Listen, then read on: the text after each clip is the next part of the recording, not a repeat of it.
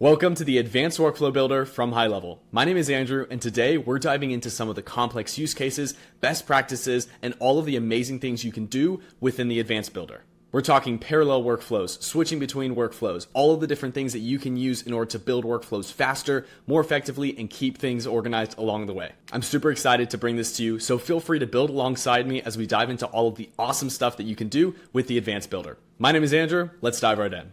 Now, before we go crazy, remember, you can get to the Advanced Builder simply by opening up any workflow, navigating to the top left, and clicking Advanced to switch from Standard to Advanced. Now, as soon as you get in, you'll notice that the Advanced Builder functions more as a visual canvas, like a whiteboard, which you can use in order to build out workflows. But you'll get started with triggers or actions, which you can drag and drop from the right-hand side of your screen. We're going to be operating with nodes instead of triggers or actions, just to keep things organized. And you'll know the difference between the two because actions have a dot on either side in order to make connections, and triggers have a dot only on one side, like this. Now you can connect your actions by dragging these little lines between them, as you just saw. You can delete these lines by clicking the trash icon, and you can even add actions in between them by clicking the plus icon in order to add additional actions in between our different actions within our workflow builder. You'll also notice that these by default work in a horizontal left to right fashion. Your triggers will be on the left and your actions will be on the right, but you're not restricted to that by any means. You can absolutely move your triggers to be on top of each other, move your actions underneath, put anything wherever you want it to be in order to make it look the way that you want it to. But of course, if it ever gets too complicated or a little messy, you can use the format tree at the bottom left-hand side or the keyboard shortcut of the number 2 in order to format this and then put it back to this horizontal fashion. Now let's get into the fun stuff. How do we build more complex automations faster, more effectively, and keep things organized along the way using the Advanced Builder?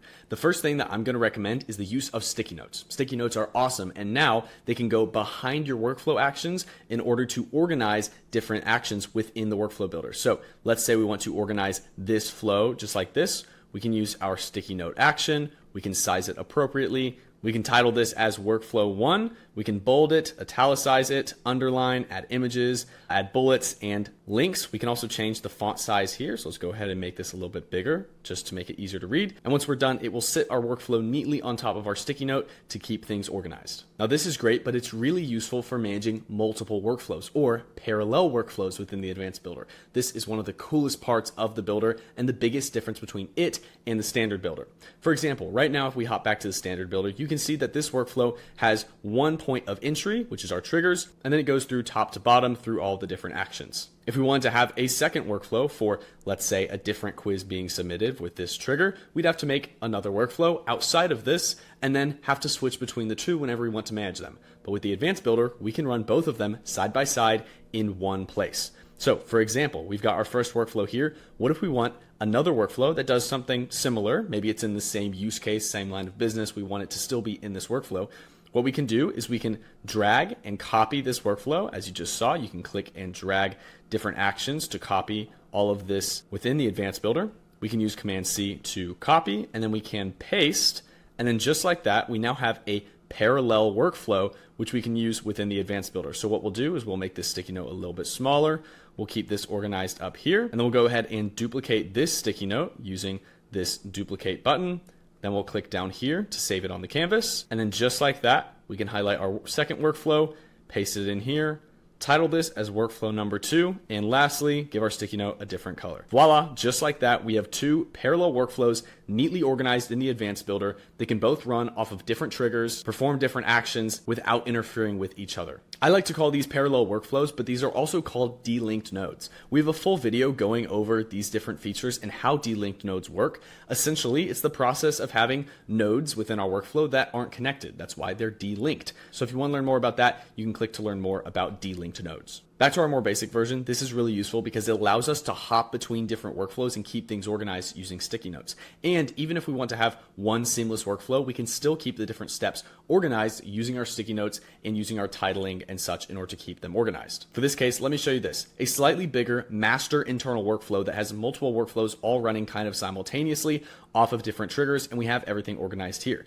This is an internal project management workflow for an agency. So we've got 4 different sticky notes which can easily be managed. So if you have like a team member that's coming into HighLevel and they don't really know how to get started or they don't know what's happening where, you can organize things with our sticky notes. And we can see right here, we've got our assigning contacts to George or Andrew based on pipeline. So this works great because we can see, whenever an opportunity is changed for George or whenever it's changed for Andrew, then we can immediately assign them to the right people. And we can see that this is organized and separated in one little part. So this is really one of the best practices for using the advanced builder is using sticky notes to keep things organized, and also titling. Make sure you title things appropriately so you know exactly what's happening.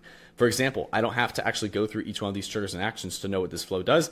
I know it is a qualification, tagging, and task flow. So it is qualifying customers and then adding tasks and tags as we can see here. Then up here, we have different workflows also running off of sticky notes. And we'll talk about part 2 of keeping things organized and best practices, which is commenting.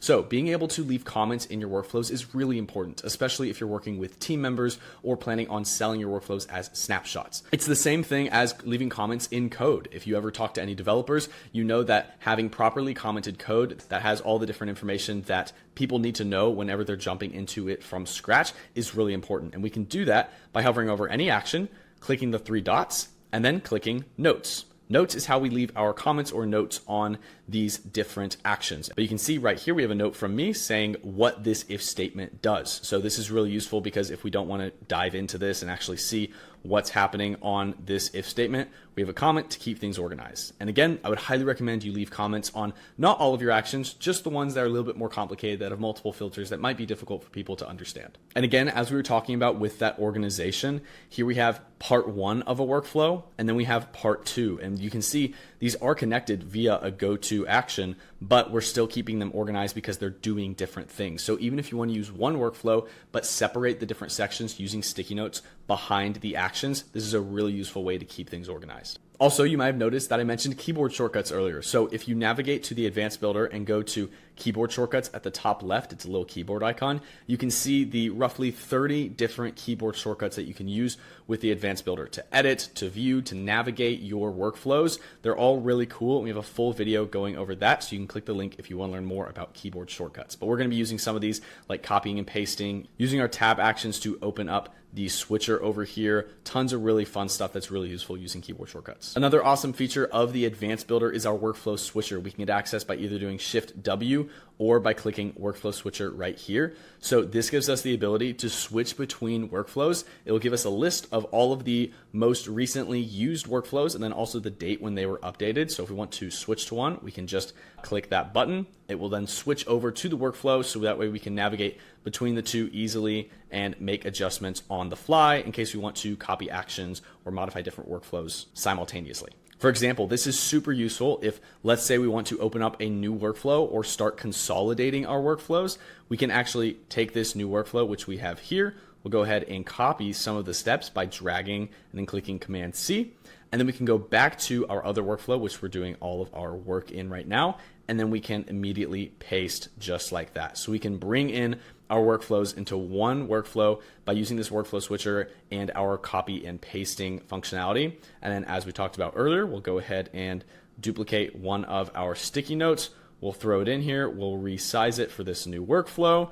And then we'll change the color. And just like that, it really doesn't take that much work to keep things organized and make sure everything looks really good within the advanced builder. Now back in this workflow, which actually has some users in it, I'm gonna show you our stats view. So stats view is not unique to the advanced builder, but it does look different. So if we can see this, this is what it will look like. For example, this is an email stat. So we had 98% deliverability, 67% open rate, etc. So this will essentially expand the action within itself, which is really cool. As you can see, it just opens up that action just like that. So that's really cool. Gives us the ability to view our stats for different actions like email, SMS, ones that have deliverability, how many contacts have gone through them, and stuff like that. And of course, right next to our stats view is our errors button. So we can click this. It will open up our error screen. This will show us any problems with our workflows where we're receiving any errors like looping or anything that's not supposed to be happening in our workflow will show up on this screen, which is really cool. Another benefit of the advanced builder are our go-to connections. So let's say we want to have multiple triggers that are launching this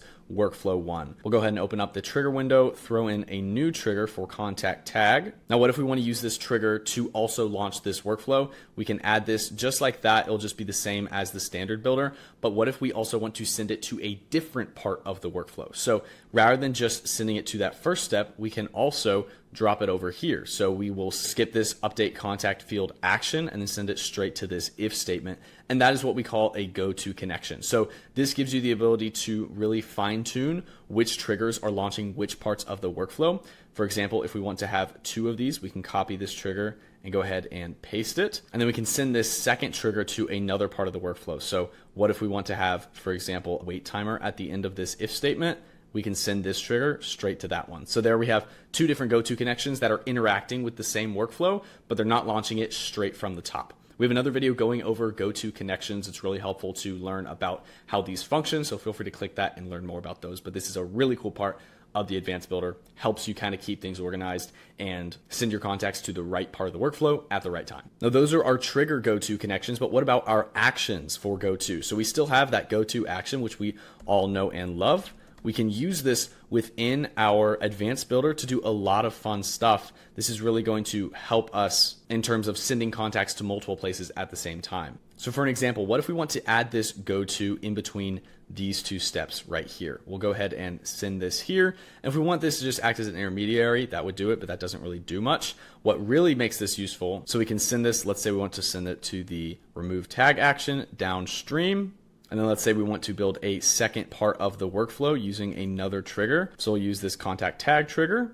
Then we'll add this into here. You'll also notice that immediately when you add in triggers, they will default to the first branch sometimes. So make sure just to delete those. That should be fine. But now we can send this to the rest of this workflow. So just being able to see stuff like this, seeing how different workflows can interact with each other, you can get an idea of how this makes it easier to test, debug, modify, and make more complex automations using the advanced builder. This is great because as you can see, we've got 2 different workflows. We changed the trigger from one, and now it's sending this first branch to another place within the same automation. So if we want to test which emails are getting good deliverability, which actions are failing, or even just build workflows where one contact goes through and does 5 different things all at the same time, that's really useful. And my last piece of advice for using the advanced builder is build systems like this, where you can have multiple workflows simultaneously running within one canvas. This makes it easier to manage your automations, manage contacts, see where contacts are going through your different automations. And if you already have folders of 5 or 6 different workflows, why not consolidate them using that copy paste feature into